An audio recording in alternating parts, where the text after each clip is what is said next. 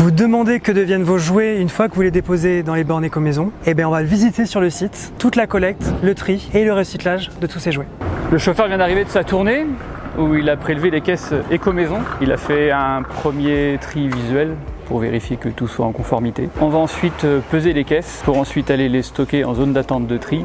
À ce stade-là, elles sont encore avec différents matériaux. L'étape suivante sera le tri par différents matériaux majoritaires, le plastique, le métal notamment. Et les étapes suivantes, ce sera le regroupement pour le recyclage. Les caisses palettes qui sont collectées ici, qui viennent de déchetteries, d'associations ou de magasins, elles ont différents types de matériaux et différents types de produits. C'est donc nécessaire de les contrôler. Les jouets électriques par exemple, les jouets à piles, ne doivent pas se retrouver dans ces caisses. Le premier geste des agents, ça va être de retirer les éléments en très bon état pour les réorienter en filière de réemploi locale. Ensuite, il va falloir isoler toutes les erreurs de tri. Vous pouvez avoir par exemple des déchets électroniques pouvant contenir une pile ou une batterie qui est source d'incendie.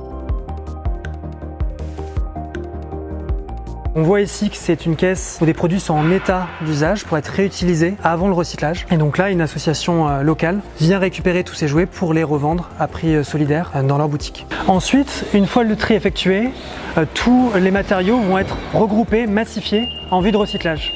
Ici, ça va être le cas du plastique. Le plastique va être regroupé dans cette benne avant d'être adressé à un centre de préparation matière sur le plastique. Voilà pourquoi c'est nécessaire d'avoir du tri à chaque étape pour avoir du recyclage à la fin.